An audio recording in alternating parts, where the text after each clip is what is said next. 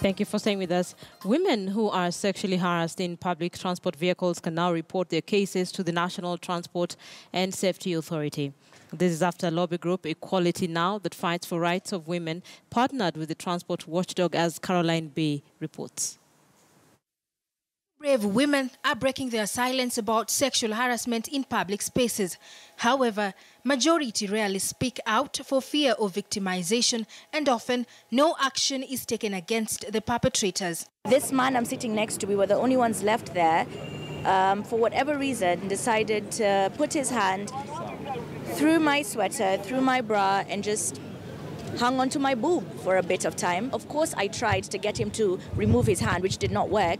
And when I told the conductor said to me, there's nothing I can do about it. Eventually, when this man removed his hand, prior to that, he said to me the reason he did it was because women have boobs, right, so that we can touch them. Her voice being a voice for other women who have either undergone the ordeal or seen it happen to others. I was walking with a friend and she was punked. I really felt it. Yeah, then she starts arguing, they say about the dressing code. Somebody wanted my number, but I didn't give out, so it was an issue. I didn't want to argue, I didn't want to abuse, so I just kept quiet. In the wake of this, Equality Now, in partnership with NTSA, seek to reduce cases of sexual harassment in matatus. It's as though with increasing attention to apprehend perpetrators of sexual and gender-based violence in homes and schools, this scourge has reared its ugly head in even more public spaces, such as matatus and buses. For the SACCO tuko na data yao. We can hold the SACCOs accountable for any incident within or inside their vehicles. The two organizations launched the campaign dubbed Nganya Safe with Mombasa SACCO after a woman was sexually assaulted by the SACCO staff, a case that drew a huge public interest that led to the My Dress, My Choice protest. The campaign calls for the arrest and prosecution of sexual violence perpetrators.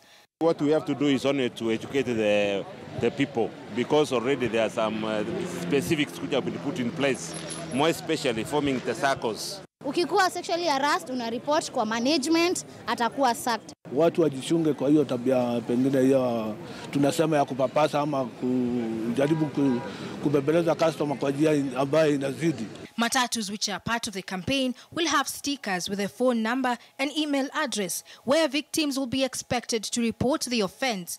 When reporting the case, victims will be required to provide the name of the SACCO, time of the abuse, and other key details. Caroline B., KTN News. The Kenyan Deputy President's wife, Rachel Ruto, today joined Christian faithful at the notorious black spot in Salgaa for cleansing prayers.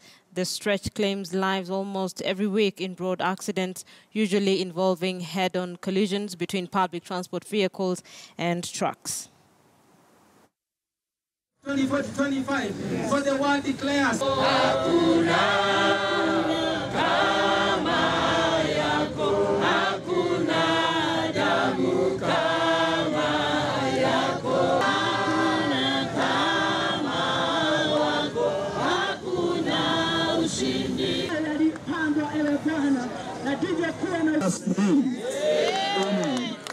The vine also signifying the blood of Christ.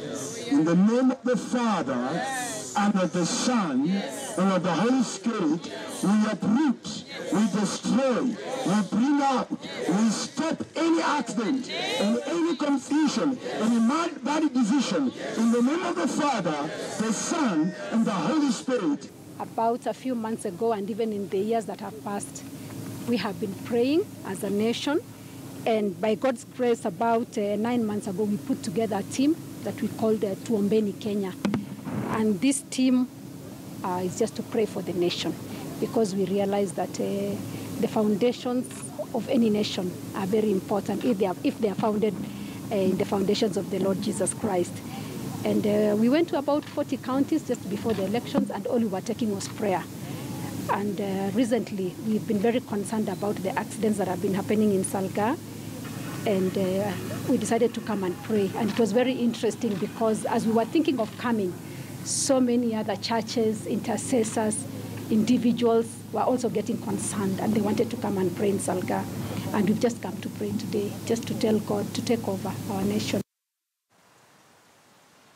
Nairobi Governor Mike Sonko today sought to reassure Nairobians that order and sanity will reign on the streets of Nairobi as the county leadership begins to clean up the city, rehabilitate street children, root out corruption, and take on the hawkers problem. Cleansing Salgaa has that report.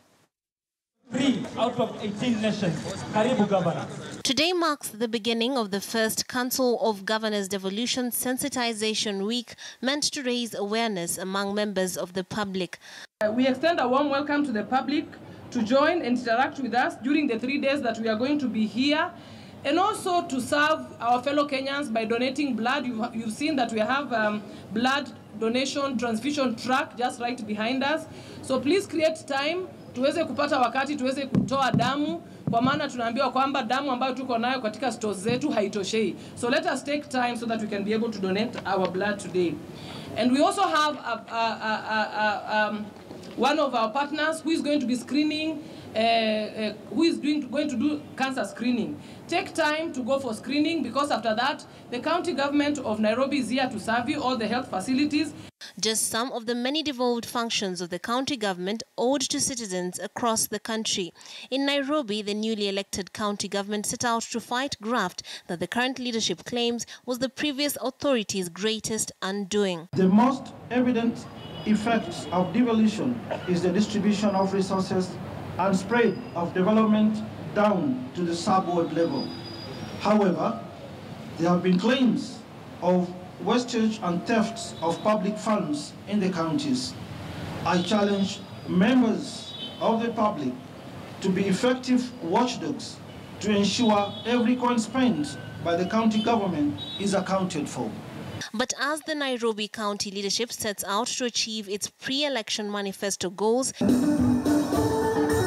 it has recently been faced with allegations of corruption practices. The most recent, a probe into dubious bank accounts being operated at various financial institutions, including 2 at the central bank and 27 others littered across different banks. It is an exaggeration, especially from you, the media. We have not opened any new account. The accounts which are there were opened by my predecessors' administration or government, if I may say. Maofisa wale nimesuspend, niliwapata na makosa mimi mwenyewe. Kwa mfano, timu ya kwanza, siku za kwanza nilipata kashia na pesa kwa underwear na kwa socks asubuhi, milioni 7 ya jana, unafanya nayo nini? Na tulipoangalia collection yetu tulipata hiyo siku, jana yake tulicollect 14 million. Ile ilikuwa declared after close of business ilikuwa 7 million. So hiyo ilikuwa ni makosa, na pesa tulishika ukweli na tukachukua hatua. Wale watu walikuwa involved wote tulisuspend na wako na kesi mahakamani. Na pia kuna family zaidi ya 30 ambazo ziliweza kudhulumiwa nyumba na mchezo ya rates. Shida ile ilikuwa kwa rates, na pale umesikia wale wakisema wafanyakazi ni kidogo. Ni ukweli, kuna wafanyakazi tumewatuma nyumbani kwa sababu unapata kwa rates, wewe kama familia yako inalipa. Hawa makatels wana target property yako na familia yako, wanaenda kwa rates department, wanaweka deni ya uongo. Aside from that, the governor revealed that plans and efforts to clean up the city, accommodate all city hawkers and rehabilitate street children are still on course despite various challenges. Our systems were dead. I found the systems of City Hall dead. But now, since my cabinet is in place, we are going to do something about it. The main problem we have is the illegal dumpings. So we want total cooperation from business community and all Nairobians that we should stop illegal dumpings. The leader, who has for long been hailed as the people's governor, sought to give assurances that despite delays, a cleaner, safer and corruption-free Nairobi is still in the county's future. Cleansing Salgaa, KTN News. The Joint Parliamentary Committee on the Election of Members to the East African Legislative Assembly will tomorrow afternoon table its report in both houses for debate.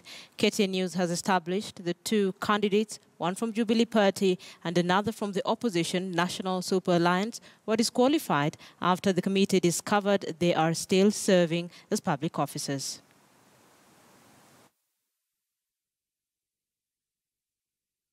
The Jubilee Party nominated 15 candidates to compete for 5 slots, while NASA nominated 12 candidates to compete for 4 slots. After vetting by the Joint Select Parliamentary Committee, Only 14 candidates from Jubilee passed the test. Sources privy to the vetting said one candidate was disqualified after the committee discovered she was still serving as a public officer. On the NASA side, the committee cleared 11 candidates and disqualified one candidate who had been nominated by Wiper Party after the committee found out she was a serving member of the county assembly. 5 individuals had been cleared by the clerks of both houses to contest as independents. However, on scrutiny, the committee disqualified 4 candidates after the register of political parties showed they were Jubilee Party members. The remaining genuine independent candidate was not lucky either, after he failed to collect signatures from 1,000 registered voters who should not be members of a political party. Former Kamukunji MP Simon Mbugua and former Mbalambala MP Abdikadir Aden intensified lobbying for the limited slots at Yala. Makueni MP Daniel Manzo acted as a pointman for Kennedy Musyoka, who is the son of NASA co-principal Kalonzo Musyoka, to campaign for the 4 slots due to the opposition NASA. So you have to go to the National Assembly, you have to go to the Senate. You must make sure that you are lobbying on both sides, because every vote counts. It's a very intensive lobbying, I must admit. Quite a number of aspirants moving, nominees moving around.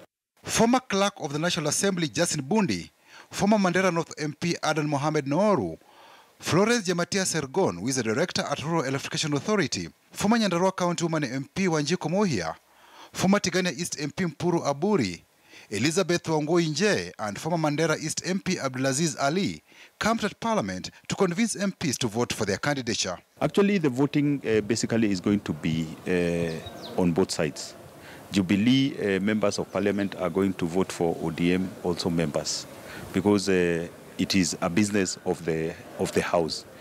Apart from Kennedy Musyoka, other position candidates shortlisted by NASA who scaled up their campaigns included Jane Moronge Marwa, who has been nominated by NASA co-principal Musalia Mudavadi to represent Amani National Congress. NASA's Chief Executive Officer Norman Magaya was also spotted in Parliament in the afternoon. I feel most experienced being a legislator, particularly having had the opportunity to serve Kenya in the ACP-EU Joint Assembly in the last Parliament, which is called the African, Caribbean, Pacific and the EU Joint Assembly, which sits in Brussels. Co-chairperson of the Joint Select Committee, Kato Olemetito, says the committee will table its report in both houses Thursday afternoon for debate.